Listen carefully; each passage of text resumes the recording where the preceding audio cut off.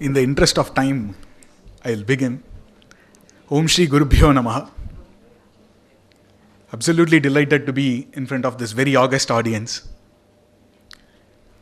In 2005, I was in an engineering course and I entered a classroom, a computer science course. Many of us are engineers here, I know. I entered this course and I see my professor sitting in Padmasana. And I was not sure if I entered the right class because still in schooling we always have the teacher come to us to the classroom. I was not sure if I entered the right classroom. That's when I met my Guru, Shriman Adi Narayananji, and our Guru Tambatis, in fact, Matushri Smritiji. I'm indebted to them for this journey in this brief lifetime on this Bhuloka. This very pertinent journey in understanding Indian knowledge systems. Sir, is this working? Okay. It's okay. I'll manage without it.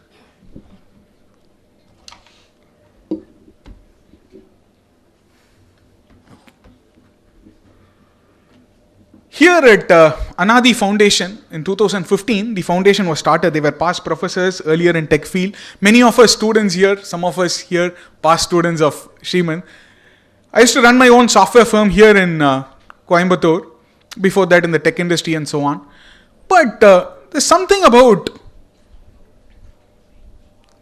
Bharatiya Vijnana that drew me into understanding more facets and a huge deficiency that's there in the current educational framework. Today morning, Professor Anand Ranganathanji did share about the sort of deficiencies that are there with the sort of mulled efforts that have been happening in bringing more indie content into the education. I want to take this session to give a glimpse of the kind of thing that we are missing out on. We are very sure, we have all known the Angus Maddison study, and we know that for a long time, India was one among the greatest contributors to world's GDP till the 17th century. Thanks to Professor Kanaga Sabhavati sir, in 2009, he had inspired me to learn Indian economic models. But this story of, very successful contribution economically has a story behind it, right? We know what should have driven our India's GDP, if I may ask. All of you know it very, very well. But still, just to engage, if I may have to ask you, what could have driven India's GDP? So Angus Maddison study says that till 17th century, India had contributed almost 1/4 of the world's GDP. What could have driven that? Any thoughts?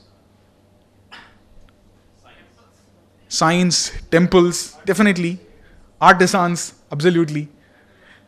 Sorry, Ji? Metallurgy, absolutely. We have chemistry buffs here. Thank you, Ji. So a lot of, if you look at jewelry, every industry, Shefali Ji would later also talk about the soft power today of the textile industry. When we look at the huge amount of sciences and technology, be it the medicinal sciences, be it the astronomical sciences, the spiritual sciences, the psychological sciences, the chemical sciences, so too in technology, shipbuilding, water harvesting, name it, right? We have all known that. We were super intelligent, and we had the intellectual prowess in all this, like how intellectual prowess drives super economies today. However, I ask this question, how on earth could this intellectual prowess be accessible to everybody in this country? Where would we study all this? Where would have children been studying earlier? This magical word we have all heard, and we have seen in the Mahabharata serials as well, Gurukulam. Right? We have all heard this word Gurukulam. If we do a thought experiment, if we close our eyes and then envision what a Gurukulam might look like, what do you see there? Yes, and which particular tree is that? All of you saw the banyan tree? All of us? Okay. It's not a yogic trance session, but all of us did imagine the banyan tree. Underneath it, who's sitting? He has a big, sure, right? The longer the beard, the greater the scholarship. We are sure, right? Or the whiter the beard, the greater the scholarship. Two direct proportions. Who are sitting around? What are people doing around him? Chairs? No. Sitting down? Sitting on a floor. How many students do you see there? 10, 20, 30, 10. Not large numbers. 6 might be, 8 might be. That's all paintings can fit. Yeah. Durvasa Maharishi in Mahabharata is said to have had 10,000 disciples without a residential Gurukula to be. He was a walking university. We're talking about a very profound system which we do not have a clear idea about because it's a big black box to us. What a Gurukula is where, and what do you think is the first period of the Gurukula? When does the Gurukula begin? When does the first bell ring? How many school bags are taken? How many books in these bags do you think? What is the first period, second period? When is the interval? What are the children eating? What's happening in this Gurukula? Please tell me. Any thoughts? We are all 24/7 Gurukula. No sleep, 24/7. We go at it. Excellent. What else? What other models do you think Gurukulas could have been? Spiritual learning. What were they learning? The chants that the children of Dharma Gurukulam today morning recited. What else were they doing? Sitting, chanting. Om Ghananam Tvam Ghanapadihum Havamahe. All day do you think you can just make children sit, chant? Today, we've got to engage children. But we know that the Gurukulas, existed they operated for very long hours. At least starting from the Brahma Muhurta. When is the Brahma Muhurta? Oh, that's a flexible time. Today morning 9:30 could be the Brahma Muhurta for the one who wakes up after a very tough week. But this Brahma Muhurta, they've all woken up in Brahma Muhurta. Are you all with me? What's happening in this Brahma Muhurta? What are they doing early in the morning? There is yoga, there is Sandhya Vandana.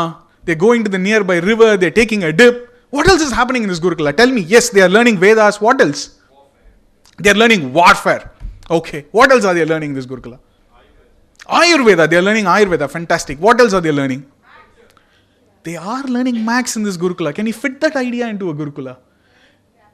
Ganita, Vyakarana. So there is this wonderful book to get a glimpse about this. Sri Dharampal has authored a book called Beautiful Tree. I'm sure many of the people here know this. Very, very interestingly, the late Padma Shri Krishna Kumarji from our own Coimbatore at AVP Foundation. If you look at the publisher for the Beautiful Tree, you would see AVP Foundation as the publisher. At a time when there was no money to publish the Beautiful Tree. And the Beautiful Tree states some excellent facts coming from the British East Indian Archive, talking about how they surveyed Gurukulas. Very conveniently, they have not surveyed any of the Kalashalas. Because in their mindset, it is not a Gurukula. And among the 12,700 and odd schools that they have, or Gurukulas that they have surveyed in the Madras Presidency in the 18th century, only 400 taught the Vedas. What else were they teaching in these places? How was math taught, if math was taught? What books did they carry? How did they study? This is a very fascinating question. That's where when we go to the classical source texts of what children were studying, that gives us ample insight into what the pedagogical approach was. All of Gurukula, what is the book that you carry? This. It's called the Dhi Yantra. It's an yantra. You've got to sharpen it, hone it. You've got to create opportunities for a child in a Gurukula to hone it as well. Now this Dhi Yantra they'll have to carry everywhere, and so they had to design a pedagogy that had to create an opportunity for the child to learn it in a very self-reliant manner. Today, there's a lot of dependency on writing and earlier it was what tradition? We all know it was an oral tradition. And in oral tradition, what was happening? Till today, can we all forget the second line to Baba Black Sheep? We all know that about the wool story and the master and the slave and and the London Bridge is still falling down in our Indian education system. That's where the school curriculum is right now. What were children learning earlier? Koruk, koruk, koruk. Hitabhuk, mitabhuk, ritubhuk. If I may engage you, can you repeat after me? Koruk, koruk, koruk. Thank you. We are simulating the Gurukula. Hitabhuk, ritubhuk, mitabhuk. What on earth is that? This is Charaka in a Gurukula teaching kindergarten children, if you may call them kindergarten, German word, using it here. Nonetheless, children who are starting schooling, the Dharampal study says that children started schooling typically from the ages of 7, and then it continued, which is a Gurukula Vasa he's talking about. Otherwise, they were also Thinnai Pallikudungal. The Tanjore Saraswati Mahal Library has Enchuatti. Enchuati is a beautiful manuscript of tables for people who are going to build water tanks with volumetric analysis in them, volumetric tables that you'll have to remember. Vaipada it was called, and also in Sanskritam it's called Kantapata. In various languages, Pavaluru Ganitamu in Telugu, Enchuati in Tamil, in Sanskritam, in Prakrita, so many languages across the country, these educational aspects were taught. One example is this. Makhi, bhaki, phaki, dhaki, naki, nyaki. What on earth is happening? Naki, hash, jas, kaki, kish, gas, kaki, kik, gua. This is the sign table given by Aryabhatta. Now, I've gone to so many educational institutions and again I ask this question, what did Aryabhatta invent? Thanks to the 1975 satellite launch vehicle ISRO had labeled as Aryabhatta, it's become an household name. Otherwise, what did Aryabhatta invent? What's the answer? Thank you, zero. Zero was there since the Vedic times. In fact, zero is not India's contribution to mathematics, it's the decimal number system. Imagine doing till 14th century.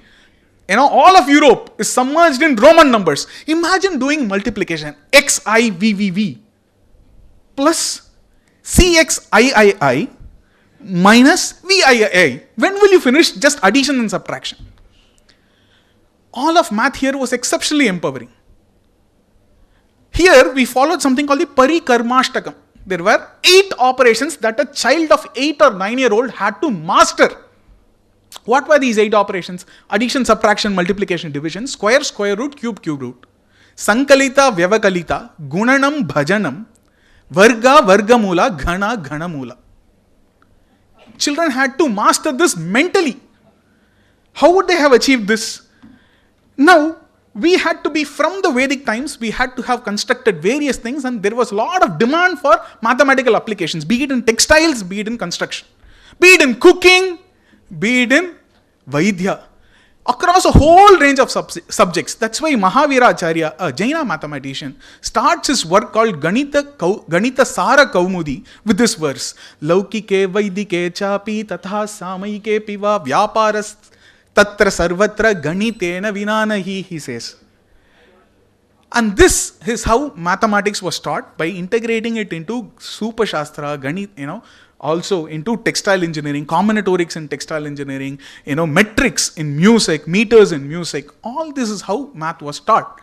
A simple example is, it goes like this. Partha Karnavadhaya Marganaganam Kruddho, if I may take 30 seconds alone.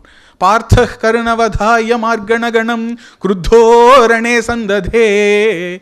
Partha is doing Karnavada. This is Bhaskaracharya and Leelavati writing. Faizi, the court mathematician of Akbar, has translated this into Persian, and it is in his notes that he says that Leelavati is likely the daughter of Bhaskaracharya, who was 9 years old. Later she was going to get married. There was this entire narrative of how she was looking into a Ghatika Yantra where the pearl fell. All that is from Faizi.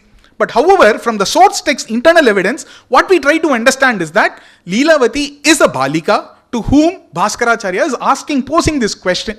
And what is this question? This is a quadratic indeterminate equation where Partha is doing Karnavada. Who is Partha? We know Arjuna. And he is doing Karnavada. And he is shooting vectors of arrows. Okay. Marganaganam. Kruddho Rane Sandade. Tasyardhena Nivarya. Half of it is for defense. Now there is Yuddha Niyati in this math class. The greatest amount of, arms and ammunitions utilized is first towards defense. If you look at it mathematically later. Tasyardhena nivarya tacharaganam mulais chaturbhir hayan. 4 root X is used to tackle the horses of Karna. Shalyam shadbihi. If you read, if you read the Upakathas of Mahabharata, if you read more books, you know how Shalya came to the Kaurava clan. So a math class now will deviate into Shalya's story, how Shalya came into the Kauravas. He took his one whole Akshogini and then had to go and join Kauravas.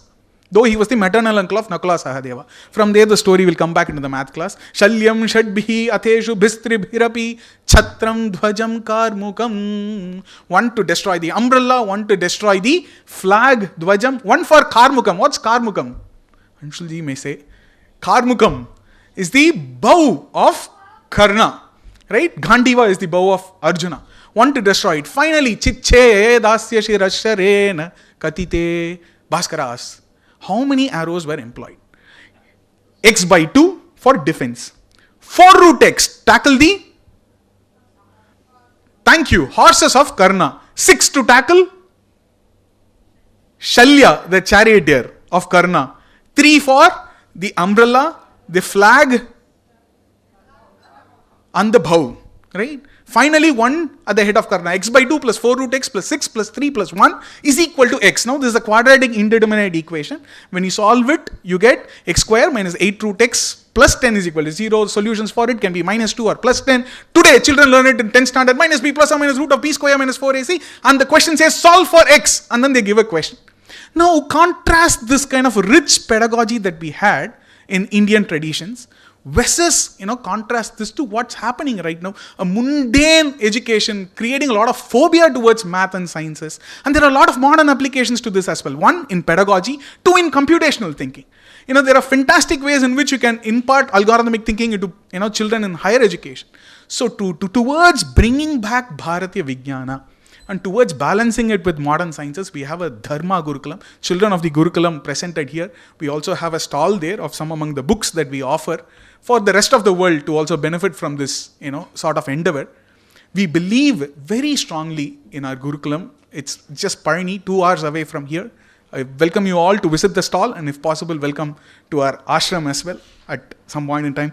I definitely would like to host you all there, and would like children to demonstrate some among these Vijnana capabilities, blending both modern and ancient sciences. Some of our children have admits into IIT Madras and so on. So this is a bunch of 25 children learning both modern sciences and ancient sciences in a blend in Bharatiya Vijnana. Towards this, I feel that towards addressing the topic finally, is that in reviving Gurukula systems in the country, it becomes paramount importance not just to know the history of our country, but the scientific heritage and the pedagogical methods that we have in our texts. We have a huge treasure trove of it upon which we are all sleeping. May Bharat wake up. Jayatu Bharatam, Jayatu Bharatiya Vijnana. Namaste.